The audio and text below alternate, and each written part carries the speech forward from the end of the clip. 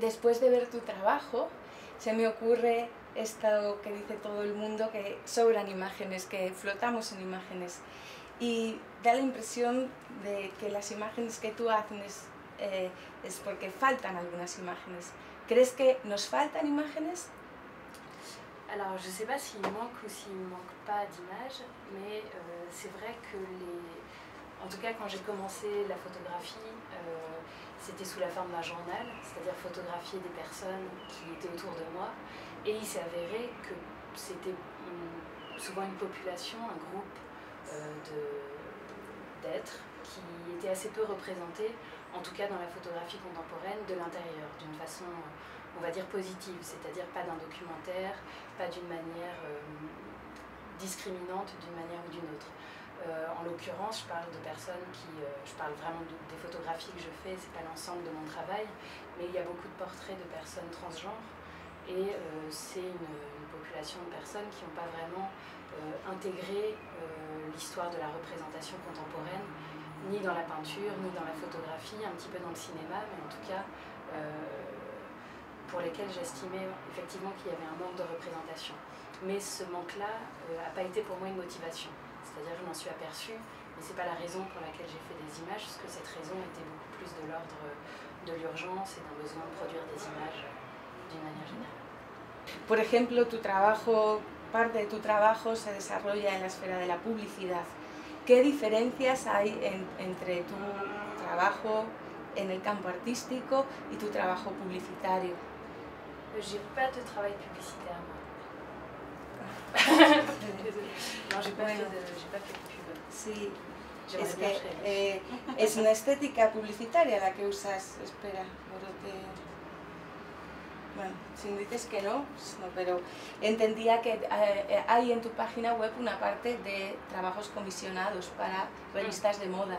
Ah oui, non, oui, d'accord. Je fais des photographies pour la presse, en fait, mais c'est très distinct de mon travail personnel. ¿Cuál es esa distancia? ¿O cómo llevas esa distancia? Comme je le disais, mon travail photographique, qui est juste une partie de mon travail, parce que je fais aussi du cinéma et des installations, le travail photographique que je fais et que j'ai fait globalement à la fin de mon adolescence. Ensuite, j'étais à l'école de la photographie et là, j'ai produit des images et puis depuis, je fais plutôt des images mouvement, on va dire. Mais ça provenait vraiment d'une... J'ai commencé la photographie dans l'enfance et je photographiais mes amis, ma famille, les endroits que je visitais. Donc il y avait une espèce d'urgence, de nécessité d'utiliser la photographie comme prothèse du regard quelque part pour accompagner vraiment mon expérience du monde. Et qui du coup a produit les images qu'effectivement tu as pu voir sur mon site internet et qui sont des séries de photographies qui s'organisent autour de thématiques qui sont souvent liées à des choses qui n'ont pas grand chose à voir avec des problématiques sociales mais qui sont plutôt liées à des concepts qui m'intéressent. Par exemple, le titre du livre que je viens de faire s'appelle Le Ulu. C'est un terme finnois qui désigne le fantôme, entre autres, donc je travaille vraiment là-dessus. Après, donc pas vraiment en publicité, mais plutôt en presse, c'est des images de commande. Donc je dois réaliser un portrait d'une personne pour illustrer un article.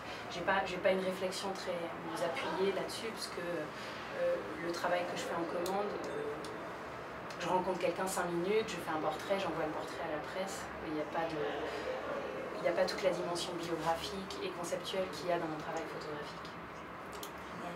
¿Y qué interés tienes por el fantasma? Alors, ça a commencé, il y a justement ce mot le ulu, qui est un mot finnois, qui veut dire fantôme, m'intéresser dans la photographie parce que ce que j'essayais de montrer, c'était des choses que l'image ne disait pas. C'est-à-dire on voit souvent des portraits de personnes et il n'y a aucune légende, c'est-à-dire on ne sait pas quel est le prénom de cette personne, quelle est la date d'où cette personne vient, etc. Il n'y a aucun élément, donc on est complètement déjà dans le registre du fantasme par rapport à la personne qu'on voit. Et en fait, ce travail-là a dérivé ensuite vers un travail d'installation et de vidéo autour de la figure du fantôme. Et qu'est-ce qu'en 2014, on peut entendre par le mot fantôme, le mot spectre, sachant qu'on est dans une époque où les nouvelles technologies de communication à distance nous entourent, sont partout, que ce soit Skype, que ce soit les téléphones portables, toutes ces choses, même le Wi-Fi. Le Wi-Fi, c'est quelque part avoir accès à toutes ces données de manière immédiate et fantomatique. qu'est-ce qu'aujourd'hui on peut appeler un fantôme. Qu'est-ce que ça peut dire, notamment à la fois des nouvelles technologies et des relations des êtres entre eux. Et en ce moment, c'est quelque chose que j'explore à travers un film que je suis en train de faire et qui essaye de comprendre quelle est la relation entre les fantômes, le fantôme, les histoires d'amour et les nouvelles technologies et le cinéma.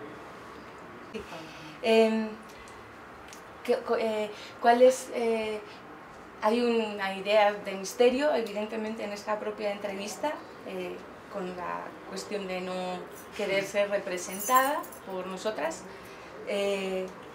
¿Por qué el misterio? La misma pregunta parecida, una variante de ¿por qué el fantasma?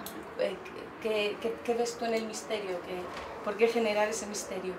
C'est une question difficile. C'est vrai que moi j'ai toujours aimé dans l'art, justement l'art qui se donnait difficilement, c'est-à-dire un art qui est, comme tu dis, mystérieux, c'est-à-dire qui ne va pas se dévoiler entièrement. Et que le dévoilement vient de la rencontre entre le peu de choses que l'œuvre va dire et toutes les choses que la personne qui regarde l'œuvre va y apporter, va décider d'insuffler elle-même dans cette œuvre. Et c'est vrai que je me suis aperçue que mon propre rapport aux œuvres était souvent de détacher complètement l'œuvre de la personne qui l'a faite. Et c'est d'autant plus intéressant que je m'intéresse à des artistes qui ont une œuvre très autobiographique. Alors qu'est-ce que l'œuvre d'un artiste qui parle de lui-même va dire de cet artiste alors que moi je ne sais rien de cet artiste. Donc il y a cette idée de rencontre en fait entre ce que donne l'artiste et ce qu'offre la personne qui regarde l'œuvre qui m'intéresse beaucoup. Après, voilà, il y a des artistes ou des philosophes que j'admire comme Jacques Derrida qui pendant toute la première partie de sa carrière refusait absolument d'être filmé, d'être photographié parce qu'il pensait que du coup sa pensée allait être modifiée par ce qu'on allait projeter de ce qu'on savait de sa vie, de son origine par exemple, du fait qu'il soit juif, né en Algérie, du fait que ce soit un homme blanc par exemple. Tout ça, ça va forcément influer sur la façon dont on va percevoir son œuvre.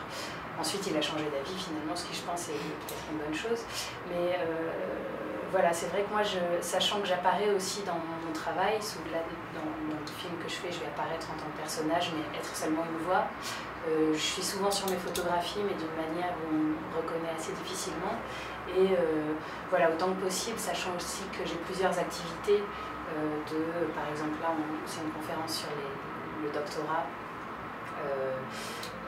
Donc je suis en train de préparer un doctorat de recherche, la partie de création de cinéma, de photographie.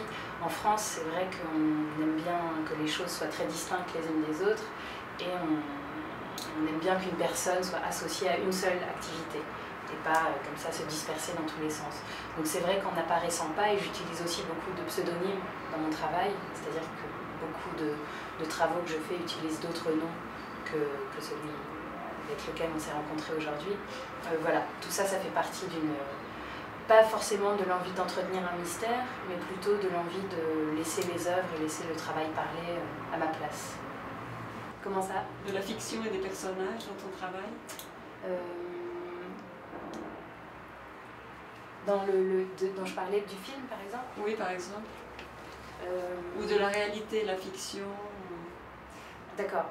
Alors, je pense que dans mon travail, il y a une ambiguïté à ce niveau-là, parce que quand je fais de la photographie, je photographie des personnes réelles. Ce sont des photographies qui sont très peu mises en scène, et ces personnes ne jouent pas un rôle, elles sont elles-mêmes.